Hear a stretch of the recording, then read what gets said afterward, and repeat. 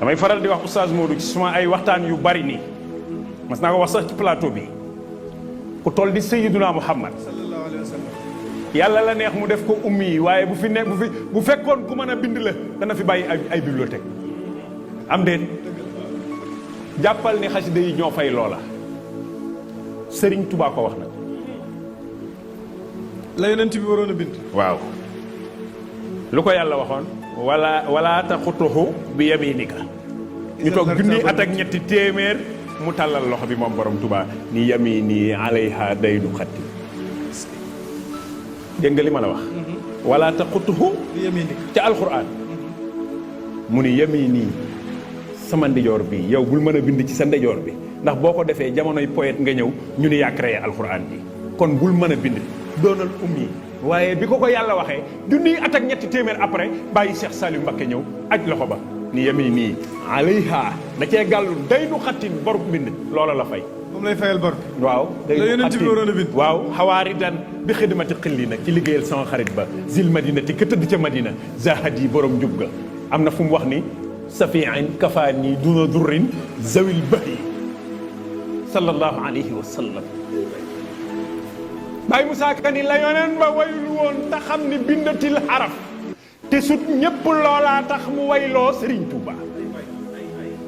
Sëñ Tuuba nee na kitaabati min lawxi rabbi tunqalu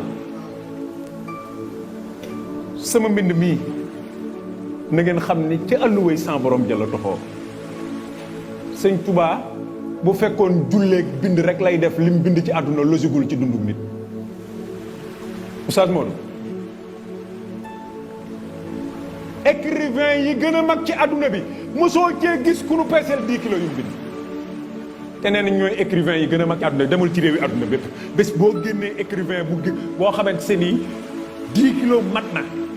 jàpp mab jàmm kii ñu koy waxal 7 tonnes 500 te 33 ans yu mujj yëpp ci loxo la ne 75 ans la fi def ñu koy waxal 7 tonnes 500 33 ans yu mujj mu ne ciy loxo losigul leneen la Sëñ Tuubaa mbiram leneen la rawatina xasida yi lu gën a kéemaane xasida yi amul ci àdduna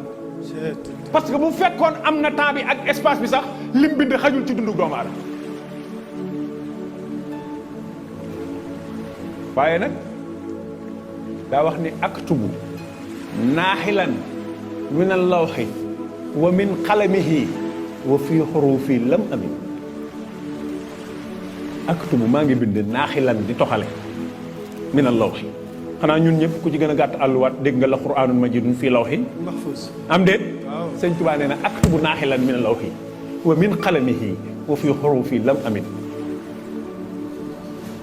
kon bu dee moo fay bor ba njool màkka leboon ci bind te mu wax nu ni foofa laa toxale lu war a mën a nekk moo tax xasida doole ji mu am ba tax mu wax ni xasidati faaxat xasaidal kiram soo jàppoon yow mii genn xasida rek di ko durus bis bu yàlla sàkk balaa mat weer nga yëg lu mu la defal moom xasida parce que moo ni yaa man jamia xidami taqabbala te moom liggéey bi mooy xasida yi mas naa wax ci benn seen télévision ni leen tubaab bi mu ko jëlee fii yóbbu ko Gabon su ko bëggoon a gañe su fekkoon yàlla daa dogal tubaab bi war a gañe day nangu xalima yi ak daa yi ak këyit yi ak xirit këyit yi yàlla lëm xelum tubaab bi ci loolu nag waaye bu fekkoon tubaab bi bëgg naa gañe rasul gañe sëñ tubaab da koy teree liggéeyal rasul lay ci mbind parce que mooy liggéeyam waaye lim ko doon ak lim ko doon teg yëpp yàlla daa lëm xel mi mu bàyyi ko muy bind Muxaddamatul Amdaax mii nga wax foofa la ko bindee Muxaddamatul Amdaax loxoy tubaab waaw ca loxoy tubaab bi la ko bindee te wax na ci rasulullah yi lu ne lu ne wax na ko ak saxaaba yi lu ne wax na ko saxaaba yi wax nañu sax ni bu fekkee ni bëgg ngaa xam kuy njool màkka ca gën ji boroomam jàngal suuratul najmi rek ci biir mu xam maam mooy way wa mujj xam nga xaraf wu am ci wa innaka la ala xuluqin azim sadda gu ci am sax Sëñ Tuubaa def na ko buntu 12 bayit sadda gu ci am rek doon na 12 bayit wa innaka boo gisee ñaari nuun yi denn nuun gi daa am sadda moo tax mu def ñaari buntu nuun bu nekk 12 bayit benn sadd bi nekk nuun waaw sadda bi tim nuun gi wa innaka ñaari nuun yi boo gisee ñeenti buntu yu njëkk yi ñaari nuuna ci am 16 buntu la parce que 16 xaraf la boo dugalee sadde est-ce que benn bu nekk mu def ko buntu 12 bayit ci buntu bu mujj ba di miim nga xuluxin lu ci topp azim azimin miim ga sëñ Tubaa ca la waxee malaktu bi rabbi mu jilal mawji wal yemmi bi mathi lazi ansa azal fulki kal xam bi ca biir